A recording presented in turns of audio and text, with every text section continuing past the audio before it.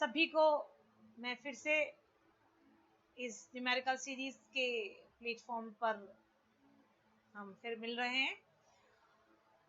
इसमें मैं next question आपको जो एक्सप्लेन कर रही हूँ वो क्वेश्चन है, if potential in a region of space near a point is that point is -2, 4 and 6 meters respectively. As per question, it is potential in the space near the point. That point is having 3 dimension x, y, z. On x axis it is 2 meter, on y axis it is 4 meter, and z axis it is 6 meter. And that potential which is existing here, it is equal to 80x square plus 60y square. You can see that in the question. And that is in terms of volt, because potential is always measured in terms of volt. And the 3 components of electric field at that point we have to find out. हमको इन तीनों point पर electric field की value इस potential के कारण निकालना है। Electric field one equation we have study -dV/dr। ये एक पोटेंशियल ग्रेडियंट, इलेक्ट्रिक फील्ड हमेशा नेगेटिव ऑफ पोटेंशियल ग्रेडियंट के बराबर होता है। ये डेरिवेशन मैंने आपको प्रीवियस वीडियोस में समझाया हुआ है। तो अगर हमारे पास पोटेंशियल गिवन है और हमको किसी भी पॉइंट पर एक्स एक्सिस, वाई एक्सिस और जेड एक्सिस के हिसाब से इलेक्ट्रिक फील्ड, वो potential X axis, Y axis, Z axis पर वेरिएशन शो कर रहा है, और इस वेरिएशन को के हेल्प से अगर हमें इलेक्ट्रिक फील्ड निकालना है और वो भी इन दैट पर्टिकुलर रीजन, तो हमारे पास 3 डायरेक्शन में इलेक्ट्रिक फील्ड मिलेगा, एक्स एक्सिस, वाई एक्सिस और जेड एक्सिस। क्योंकि 3 डायमेंशन प्लेन में -2, y6, -2, 4, 6 मीटर की दूरी पर एक प्लेन में ये हमारा जो चार्ज है वो रखा हुआ है। We will find out Ex। हम इसको x के रिस्पेक्ट में डिसइंटीग्रेट करेंगे, तो -d/dx 80x square plus 60y square.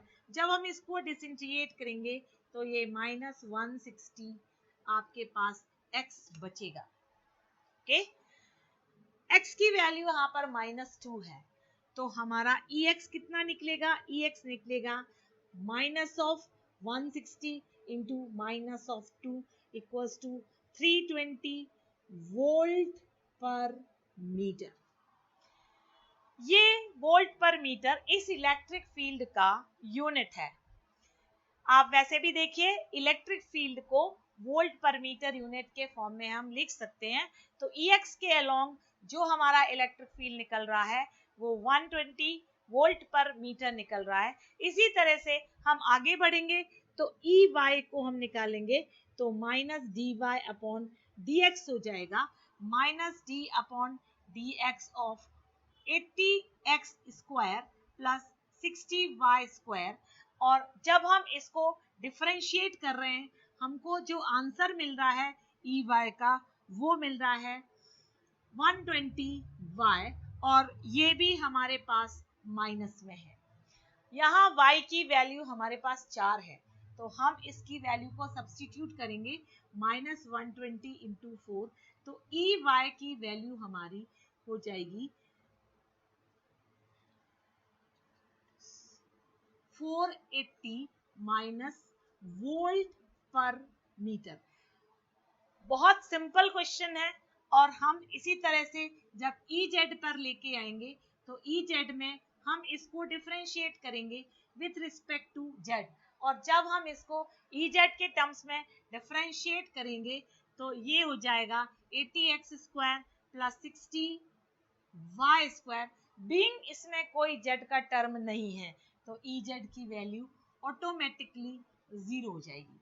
तो ये जो क्वेश्चन था, हमको एक पर्टिकुलर पॉइंट के पास पोटेंशियल गिवन था, उस पोटेंशियल की मदद से उन पर्टिकुलर पॉइंट्स के वेरिएशन के हिसाब से हमको Ex, Ey और Ez की वैल्यू मतलब इलेक्ट्रिक फील्ड की वैल्यू हमको निकालना थी, तो Ex के अलोंग ये 320 वोल्ट पर मीटर आ रहा है, Ey के अलोंग माइनस ऑफ 480 वोल्ट पर मीटर है, और Z एक्सिस के अलोंग इलेक्ट्रिक फील्ड का इस पोटेंशियल के कारण कोई कंपोनेंट एग्जिस्ट नहीं कर रहा है। इससे आप क्या कंक्लूड कर पा रहे हैं? इससे हम ये कंक्लूड कर पा रहे हैं कि जब तक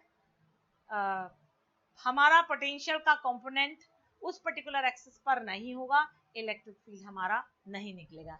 मेजर फोकस आपका इस फॉर्मूले पे होना चाहिए कि जो इलेक्ट्रिक फील्ड है और जो पोटेंशियल है उसका वेरिएशन नेगेटिव पोटेंशियल ग्रेडियंट के हिसाब से चलता है, मतलब E always equal to minus dB upon dr, और r चूंकि हमारा पोजीशन वेक्टर है तो हम Ex Ey Ez निकाल सकते हैं। अगर आप चाहो तो इसको इस फॉर्मेट में भी, ये हमारा हो जाएगा E, तो Ex निकालेंगे तो x के विद रिस्पेक्ट डिफरेंशिएट करेंगे, Ey निकालेंगे तो y के विद रिस्पेक्ट डिफरेंशिएट करेंगे, और Ez जब निकालेंगे तो z के विद रिस्पेक्ट इंटीग्रेट करेंगे, डिफरेंशिएट करेंगे। इस तरीके से हमारा जो इलेक्ट्रिक फील्ड के तीनों कंपोनेंट हमने निकाले हैं। ये एक सिंपल क्वेश्चन था, मैंने इसीलिए ये आपको न्यूमेरिकल सॉल्व करवाया है ताकि आपको ये फॉर्मूला जो जनरली हम स्किप कर जाते हैं आप स्किप ना करें। ये क्वेश्चन कभी 2 मार्क्स में सिंपलेस्ट फॉर्म में आपको मिल सकता है।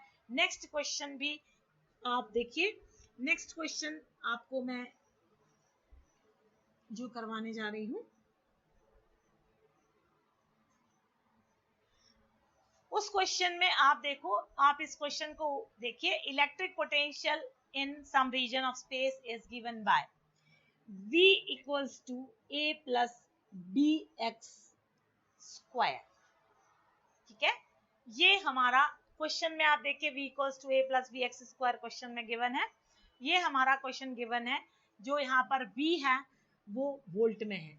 इससे आपको ये समझ में आ जाना चाहिए कि अगर V वोल्ट में है तो ये पोटेंशियल को रिप्रेजेंट कर रहा है, और x हमारा मीटर में है, मतलब x हमारा डिस्टेंस को रिप्रेजेंट कर रहा है। जो A और B टर्म इस क्वेश्चन के हिसाब से आप देखिए दोनों कांस्टेंट हैं। अब फाइनली आपको इसमें एक तो डायमेंशनल फॉर्मूला निकालना है, किसका? हमको A और B और अकेला A, किसी भी पार्ट का डायमेंशनल फॉर्मूला हमको निकालना है, और डायमेंशनल फॉर्मूला निकालने के बाद आपको इसमें इलेक्ट्रिक फील्ड भी निकालना है। तो अब हम इसको कैसे आगे बढ़ाएंगे? तो डायमेंशनल फॉर्मूला अगर आपको इसमें निकालना है तो ये आपका V इक्वल्स टू A हो जाएगा। अब इसको मैंने V इक्वल्स टू A और B equals to BX square होता है। ऐसा क्यों होता है? एक पॉइंट में आपको प्रीवियस ईयर का रिकॉल करवाना चाहती हूँ कि जो क्वांटिटीज होती हैं जब उनके डायमेंशनल फॉर्मूलेस एक होते हैं तो ही वो ऐड हो सकती हैं और सब्सट्रैक्ट हो सकती हैं। उस पुरानी एक फॉर्मूले को रिकॉल करने के लिए ये पार्ट मैंने दिया था। तो जो A का डायमेंशनल फॉर्मूला है और जो B का डायमेंशनल फॉर्मूला है वो सेम आ जाएगा। तो A इक्वल्स टू B आ रहा है और B इक्वल्स टू हमारे पास हो जाएगा E डॉट dr। अब आपके पास अगर E का फॉर्मूला है तो न्यूटन पर कूलम इंटू dr हो जाएगा। न्यूटन का डायमेंशनल फॉर्मूला सब्स्टिट्यूट कर दीजिए, कूलम का डायमेंशनल फॉर्मूला सब्स्टिट्यूट कर दीजिए, और आप dr का फॉर्मूला सब्स्टिट्यूट कर दीजिए। और एक और तरीका इसका है, अगर आपको V का फॉर्मूला निकालना है तो W अपॉन Q भी आप अगर एडजस्ट करेंगे तो यहाँ पर आप वर्क डन का डायमेंशनल फॉर्मूला सब्स्टिट्यूट कर दीजिए, और यहाँ पर अगर आप चार्ज का डायमेंशनल फॉर्मूला सब्स्टिट्यूट करेंगे तो आप किसी भी तरीके से B के डायमेंशनल फॉर्मूले तक पहुंचेंगे, और B का डायमेंशनल फॉर्मूला और A का dimensional formula as per principle of homogeneity same आएगा। तो आपको जो V का डायमेंशनल फॉर्मूला मिलेगा वो मिलेगा M1 L2 T will be there -3 and A -1। ये फॉर्मूला आपको दोनों तरीके से आप इसको सॉल्व कर सकते हो। पोटेंशियल के लिए E डॉट dr भी सही है और पोटेंशियल के लिए W अपॉन Q भी सही है। उसके बाद हमें एक इलेक्ट्रिक फील्ड निकालना था। इलेक्ट्रिक फील्ड हमको निकालना था तो इलेक्ट्रिक फील्ड हमारा होता है dv अपॉन dr और ये होता है minus sign d into a plus bx upon dx equals to ex हो जाएगा, क्योंकि यहाँ पर सिर्फ एक ही वेरिएबल है और वो है x, तो हम इसको सिर्फ x के टर्म्स में ही डिफरेंशिएट कर सकते हैं। माइनस साइन है, माइनस हो जाएगा 0 प्लस 2bx, और जब हम इसको वेक्टर नोटेशन के साथ सपोर्ट करेंगे तो ये ex इक्वल्स टू वेक्टर ही हो जाएगा माइनस 2bx आई कैप। क्यों हमने यहाँ पर आई कैप इसमें लगाया है, क्योंकि हमारा जो इलेक्ट्रिक फील्ड का डायरेक्शन है वो सिर्फ एक्स एक्सिस के अलोंग एक्सिस्ट कर रहा है, और जो इलेक्ट्रिक फील्ड हमारा है चूंकि वो हमारी सिर्फ जो इलेक्ट्रिक फील्ड है वो हमारी ओनली एक्स एक्सिस के अलोंग डायरेक्शन एक्सिस्ट कर रही है, तो उस एक्सिस के लिए हमको आई कैप यहाँ लगाना पड़ेगा। तो ये भी एक सिंपल क्वेश्चन था, मैंने आपको यहाँ पर वही फॉर्मूला एक प्रिंसिपल ऑफ होमोजेनिटी का जो 11th क्लास से लिया उसको एक्सप्लेन कर दिया, उसके दो मेथड्स आपको बता दिए। हम अलग अलग मेथड के हेल्प से भी इसको सॉल्व कर सकते हैं।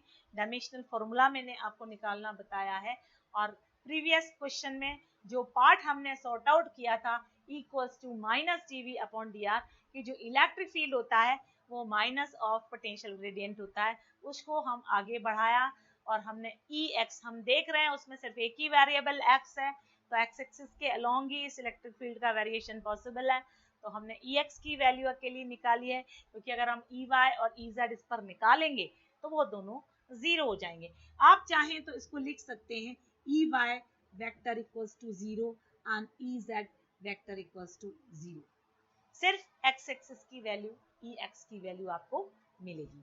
ये मेरा दूसरा क्वेश्चन था। अब मैं आऊं आपको तीसरा क्वेश्चन भी अब सॉल्व करते हैं हम। अब जो थर्ड क्वेश्चन अपन सॉल्व करेंगे उसको आपको थोड़ा सा इलेक्ट्रोस्टैटिक पोटेंशियल एनर्जी पर बेस्ड है, और इलेक्ट्रोस्टैटिक पोटेंशियल एनर्जी पर बेस्ड है। आप इस क्वेश्चन में देख सकते हैं कि यहाँ पर तीन चार्जेस रखे हैं, एक माइनस क्यू है, एक प्लस क्यू है और एक माइनस क्यू है, और ये सारे चार्जेस आर डिस्टेंस की दूरी पर रखे हुए हैं, इक्वल डिस्टेंस पर रखे हैं, उनके बीच का गैप मैंने आर माना हुआ है और टोटल डिस्टेंस इसमें 2r हो जाएगा। इसके लिए आपको टोटल पोटेंशियल एनर्जी का जो सम है वो 0 हो गया। फाइनली हमारे पास तीन सिस्टम इसमें बन रहे हैं U1, U2 और U3, और इन सब का टोटल पोटेंशियल एनर्जी का सम 0 है जो आपको क्वेश्चन में दिख रहा है। अब अगर हम U1 निकालते हैं तो 1/4 pi epsilon 0 minus Q plus Q upon R, आप देखिए minus Q plus Q upon R, और जब हम U2 निकालेंगे तो 1/4 pi epsilon 0 plus Q minus Q upon R, ये दोनों के बीच का निकालेंगे, और जो थर्ड वाला हम निकाल रहे हैं वो निकाल रहे हैं 1/4 pi epsilon 0 minus Q upon 2r equals to 0। अब आप देखिए जो थर्ड वाला स्टेप मैंने लिया है उसमें माइनस क्यू टोटल डिस्टेंस के बीच में 2r था।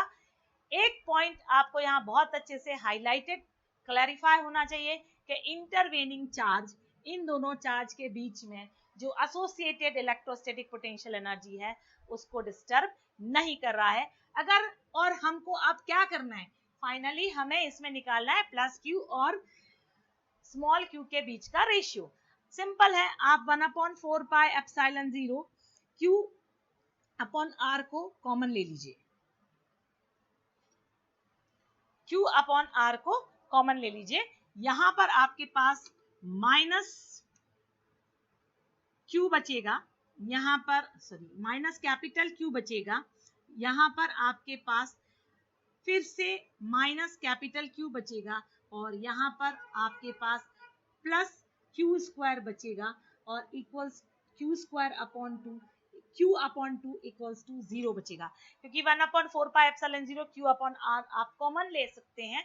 ये सिंपल क्वेश्चंस मैंने आज इस सेशन में लिए हैं ताकि आपको थोड़ा सा बेस क्लियर हो और आपको थोड़ा सा कॉन्फिडेंस लेवल बढ़े, क्योंकि जब हम छोटे छोटे स्टेप्स बढ़ाते हैं, बच्चा भी जब उठकर खड़ा होता है तो धीरे धीरे चलना शुरू करता है। तो अगर आपको प्रीवियस वीडियोस में जो थोड़ी टिपिकलिटी मैंने डाली है, अगर उसमें कुछ परेशानी हो तो इस वीडियो से आप स्टार्ट करें, आपको आसानी हो जाएगी।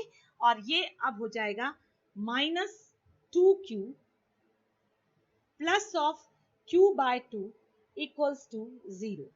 इसको आप -2q इक्वल्स टू माइनस ऑफ q बाय 2 करेंगे तो आपका जो आंसर आ रहा है capital Q upon small q आ जाएगा 1/4। सिंपल सी चीज है कि आपको पोटेंशियल एनर्जी का फॉर्मूला मालूम होना चाहिए, और पोटेंशियल इलेक्ट्रोस्टैटिक पोटेंशियल एनर्जी का फॉर्मूला होता है 1/4πε0 Q1 Q2 अपॉन R। वही फॉर्मूला मैंने हमेशा, ये इलेक्ट्रोस्टैटिक पोटेंशियल एनर्जी का फॉर्मूला टू चार्ज सिस्टम पर लाई करेगा और इनवर्सली डिस्टेंस पर डिपेंड करेगा। सेम फॉर्मूला मैंने लगाया है। पूरा सिस्टम का पोटेंशियल एनर्जी 0 था, मतलब ये पूरा सिस्टम रेस्ट में है। ओके, और इसके बाद आप देखो ये प्लस क्यू चार्ज था, लेकिन माइनस क्यू और माइनस क्यू के बीच के पोटेंशियल एनर्जी को वो डिस्टर्ब नहीं करा था। Intervening charges will not affect the existing scenario of charges.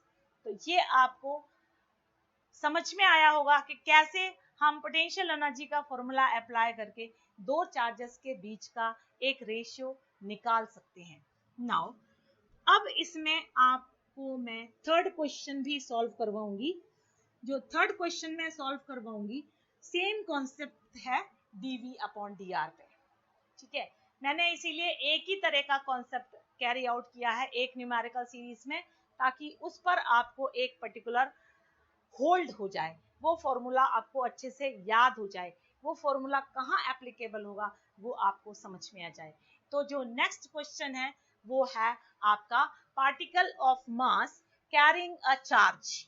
हमारे पास एक पार्टिकल है, okay, and this particle is having 1.6 into 10 to the power minus 19 coulomb of charge, and we are not knowing the mass of this particle. It is given in the question, we are not having the, but this charge is supposed to be between two horizontal plates. Okay, two horizontal plates, and these plates are situated, and in between them we are having 5000 volt potential difference. Clear? So now what we are having, particle we are having, particle of charge, we are, the charge on the particle we are having 1.6 into 10 to the power minus 19 coulomb। इस particle को हमने दो horizontal metallic plates के बीच में suspend किया है, और उन मेटालिक प्लेट्स के बीच में जो पोटेंशियल डिफरेंस है वो 5000 वोल्ट का है। हमको इस पार्टिकल का मास अब निकालना है। ओके, तो ये जो पार्ट था इसमें अब हमारे पास जो फॉर्मूला आ रहा है E equals to minus of dv upon dr। इनके बीच का जो डिस्टेंस है वो आप मान के चलो 1 सेंटीमीटर है, गिवन इन द क्वेश्चन। अब जब ये इनके बीच का डिस्टेंस, अब आपको क्या करना है, इसमें मेन जो पार्ट है, हम इस क्वेश्चन को जब सॉल्व करेंगे, मैं इस क्वेश्चन को पूरा सॉल्व नहीं करूंगी, बट आपको एज एन असाइनमेंट डालूंगी। इनके बीच में हमको dv और dr की वैल्यू गिवन है, हम इससे e की वैल्यू को कैलकुलेट करेंगे। जो e की वैल्यू आप कैलकुलेट करेंगे, e की वैल्यू को कैलकुलेट करने के बाद हम एक कॉन्सेप्ट डालेंगे QE इक्वल्स टू mg, क्योंकि ये फोर्स है इलेक्ट्रोस्टैटिक फोर्स जो इस चार्ज को ऊपर की तरफ ले जाने की कोशिश करेगा, और जो mg है वो उसको नीचे की तरफ ले जाने की कोशिश करेगा। और जब ये दोनों चार्ज, दोनों फोर्स कैसे भी करके इक्वल हो जाते हैं, तो हम इन दोनों को कंपनसेट और इक्वेट करके लिख सकते हैं QE इक्वल्स टू mg। तो जब हम इसको लिखेंगे QE इक्वल्स टू mg, तो हमको क्या निकालना है, मास निकालना है। आपके पास Q है आप E यहाँ से निकाल चुके हो और G आपके पास है, आपको ये जो मास है वो kg में कैलकुलेट हो जाएगा। ये जो क्वेश्चन है मैं ऐसा होम असाइनमेंट आपको गिव कर रही हूँ और ये आपको करना है, ठीक है ना। तो सिंपल सी कॉन्सेप्ट है कि अगर हम ये चीज मैंने आपको इसलिए समझाई क्योंकि ये पार्ट आपको बहुत सारे चैप्टर्स में ये जो मेथड है एप्लीकेबल हो जाएगा। ये कैसे एप्लीकेबल हो जाएगा कि आपको दो प्लेट के बीच में एक चार्ज को होल्ड करवा के दे देंगे और फिर वो कहेंगे कि ये चार्ज क्यों यहाँ पर रुका हुआ है। तो चार्ज को रोकने के लिए हमारे पास एक ही पार्ट है, एक तो इलेक्ट्रोस्टैटिक फोर्स है जो इसको ऊपर की तरफ ले जाने की कोशिश करेगा, एट द सेम टाइम हमारे पास एक ग्रेविटेशनल फोर्स है जो उसको नीचे की तरफ ले जाने की कोशिश करेगा। अगर इन दोनों प्लेट्स के बीच में ये दोनों चार्ज कहीं से दोनों फोर्स अगर हम इक्वेट कर दें तो हमारा फोर्स जो चार्ज है सस्पेंडेड रहेगा, ना ऊपर मूव करेगा ना नीचे मूव करेगा। ये आपका लास्ट क्वेश्चन था जिसका आंसर आपको निकालना है और ये एज अ होम असाइनमेंट आपको डाल रही हूं मैं। ओके, तो यू कैन सॉल्व, एंजॉय। और इस तरीके से हम लगातार इस सीरीज को आप कंटिन्यू रखेंगे ताकि आपके फिजिक्स के जो बेसिक कॉन्सेप्ट्स हैं एट द सेम टाइम जो जेई को फाइट करने में आपको प्रॉब्लम्स फेस होती हैं, जेई मेंस के क्वेश्चंस आपको फाइट करने में प्रॉब्लम्स फेस होती हैं, वो हम कहीं ना कहीं एक तरीके से एंड कर सके। ये स्टार्टिंग है इसलिए बहुत स्लो स्टेप्स में हम आगे चल रहे हैं, धीरे धीरे डिफिकल्टी लेवल हम बढ़ाएंगे क्योंकि हमेशा इजी टू डिफिकल्टी सक्सेसफुल है, डिफिकल्ट टू इजी कभी भी सक्सेसफुल नहीं होता। So enjoy, all the best and keep learning. Thank you.